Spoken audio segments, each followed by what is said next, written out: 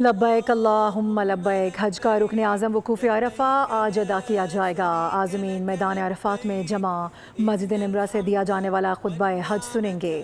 ظہر و عصر کی نمازیں ایک ساتھ ادا کی جائیں گی۔ میدان عرفات میں غروب آفتاب تک اللہ کے حضور توبہ استغفار اور دعاؤں کا سلسلہ جاری رہے گا۔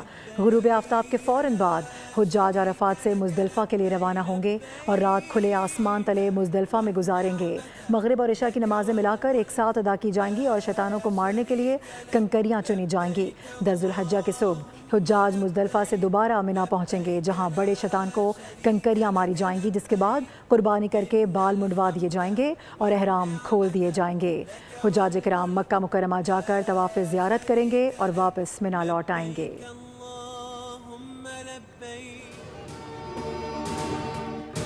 چین دنیا کے لیے قابل تقلید ماڈل بن چکا ہے۔ چین نے مثالی ترقی کی ہے۔ معاشی طاقت کے لحاظ سے چین کا کوئی ثانی نہیں۔ وزیر اعظم شہباز شریف کا پاک چین سفارتی تعلقات کی 75ویں سالگرہ پر تقریب سے خطاب۔ کہا کہ 2010 کے تباہ کن سیلاب میں چین نے پاکستان کی بھرپور مدد کی۔ خطے میں امن، ترقی، خوشحالی کے لیے چین کی کوششیں قابل ستائش ہیں۔ صدر شی جن پنگ تنازعات کے حل کے لیے مذاکرات پر یقین رکھتے ہیں۔ وزیر اعظم نے چینی کاروباری وفود سے بھی ملاقاتیں کی ہیں۔ چینی کمپنیز نے مختلف شعبوں میں سرمایہ کاری بڑھانے میں دلچسپی ظاہر کی۔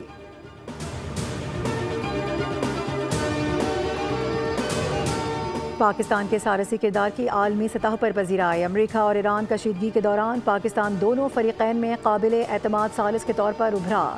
علاقائی قوتوں کے برعکس پاکستان نے خاموش، منظم اور مؤثر سفارتکاری کا راستہ اختیار کیا۔ ترک میڈیا ٹی آر ٹی کے مطابق فیلڈ مارشل سید عاصم منیر کی سفارتکاری خاموش روابط اور بیک چینل ڈپلومیسی پر مبنی ہے، جس کے ذریعے مشکل حالات میں بھی امریکہ اور ایران کے درمیان روابط برقرار رکھے گئے۔ پاکستان اور سعودی عرب کے دفاعی معاہدے نے پاکستان کی علاقائی ساکھ کو مزید مضبوط کیا اور مغربی سرحدوں پر دہشت گردی کے خلاف سخت موقف اختیار کیا گیا۔ ٹی آر ٹی کے مطابق مشرق وسطیٰ کی کشیدگی کے دوران پاکستان ایک قابل قبول ثالث کے طور پر سامنے آیا، تاہم اثر و رسوخ برقرار رکھنے کے لیے معاشی مسائل پر قابو پانا ناگزیر قرار۔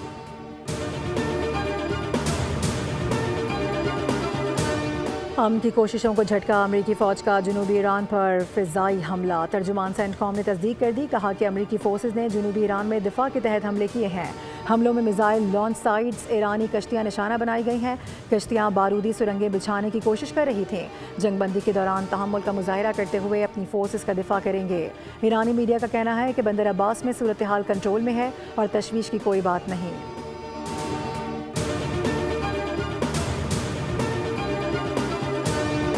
اور اللہ اکبر کے ہتھیار نے ایرانی قوم کو قوت اور طاقت عطا کی ہے۔ اللہ اکبر کے نعرے کی بدولت صہیونی حکومت کو نقصان پہنچایا گیا۔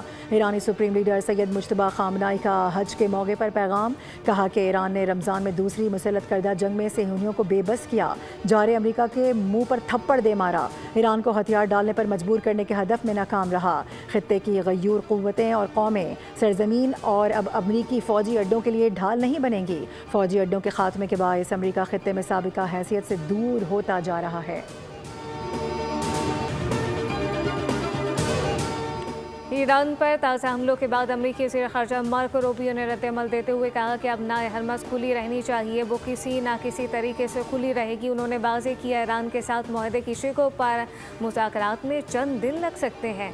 ابتدائی دستاویزات میں مخصوص زبان پر کافی بات چیت جاری ہے۔ قطر نے ایران کے ساتھ مذاکرات جاری رہے، جبکہ یوکرین کے ساتھ اس وقت کوئی فعال یا طے شدہ مذاکرات نہیں ہو رہے۔ ایرانی پارلیمنٹ کی قومی سلامتی کمیٹی کے سربراہ ابراہیم عزیزی نے کہا کہ امن ہرمز پر ایران کی خود مختاری امن کے معاہدے تک پہنچنے کے لیے اہم ہے۔ ہماری عظیم کامیابیوں کے بنیادی ستونوں میں سے ایک ہماری جغرافیائی اہمیت ہے۔ عزیزی نے واضح کیا امن ہرمز کو کبھی بھی مذاکرات کا حصہ نہیں بنائیں گے۔ امریکی ناکہ بندی ختم ہوئی تو آمد و رفت ایران کے طے کردہ انتظامات کے تحت ہوگی۔ امن ہرمز سے آمد و رفت غیر فوجی اور غیر حریف ٹریفک کے لیے ہوگی اور یہ ہمارے علاقائی پانی جائز حقوق ہیں۔ یہ معاملہ ابتدائی مراحل میں اعتماد سازی کے اقدامات کے ذریعے ظاہر ہونا چاہیے۔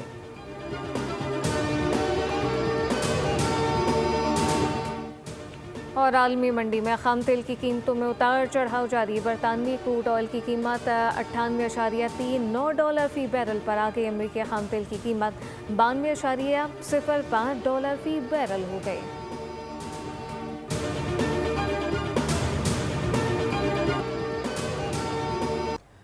وقت کم مقابلہ سخت، عید میں صرف ایک دن باقی، قربانی کا جانور خریدنے کے لیے ملک بھر کی مویشی منڈیوں میں خریداروں کا رش بڑھ گیا۔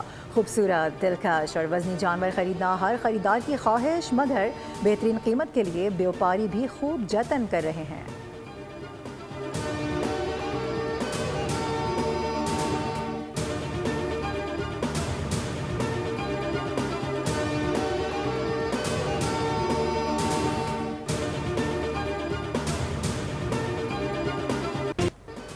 کراچی میں پانی کا بحران، عوام گرمی میں ہوئے ہلکان، عید پر کیسے کریں گے جانور قربان؟ پانی کی قلت سے ہیں شدید پریشان، متاثرہ علاقوں میں north Karachi, Nazimabad, buffer zone, P I B colony, Liaquatabad, Gulshan Korangi, Landhi, ابراہیم حیدری شامل۔ ایسے میں واٹر مافیا نے ٹینکر کی قیمت میں 200% کا اضافہ کر دیا۔ وزیر اعلیٰ سندھ کے نوٹس لینے کے باوجود کراچی میں پانی کا بحران ختم نہ ہو سکا۔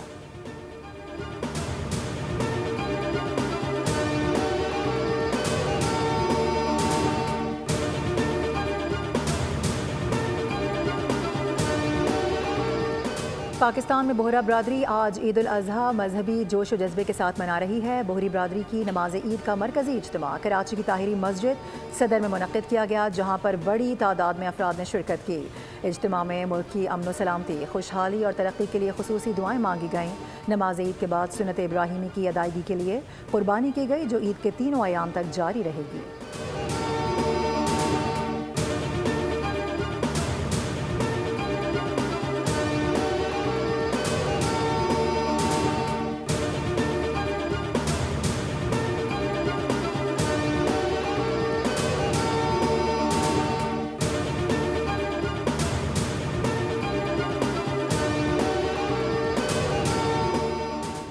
وفاقی وزیر داخلہ محسن نقوی کا منی میں پاکستانی حجاج کے کیمپس کا دورہ، بزرگ حجاج سے ملاقات کی، 100 برس کے بزرگ حاجی سے خصوصی طور پر خیریت دریافت کی، ان کی ہمت کو سراہا۔ وزیر داخلہ نے حجاج کرام سے رہائش اور کھانے پینے کی سہولیات کے بارے میں دریافت کیا۔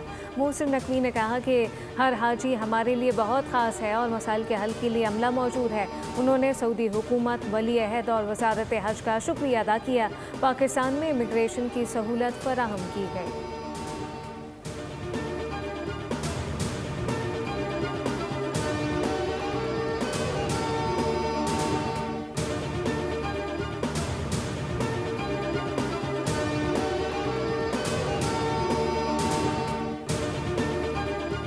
وزیر اعلیٰ پنجاب مریم نواز سے ایشین انفراسٹرکچر انویسٹمنٹ بینک کے چیف انویسٹمنٹ آفیسر کی ملاقات، باہمی دلچسپی کے امور اور ادارہ جاتی تعاون بڑھانے پر تبادلہ خیال کیا گیا۔ مریم نواز نے بتایا کہ پنجاب نئے شہری طرز حکمرانی کے ماڈل کی جانب بڑھ رہا ہے۔ اپنی چھت اپنا گھر پروگرام کے تحت 1 سال میں 1 لاکھ سے زائد گھر تعمیر کیے جا چکے ہیں۔ پنجاب کے ہر حصے میں الیکٹرک بس اور ای بائک پروگرام بھی جاری ہے۔ ایشین انفراسٹرکچر انویسٹمنٹ بینک سے تعاون اربن کلچر میں مثبت تبدیلی کا باعث ہوگا۔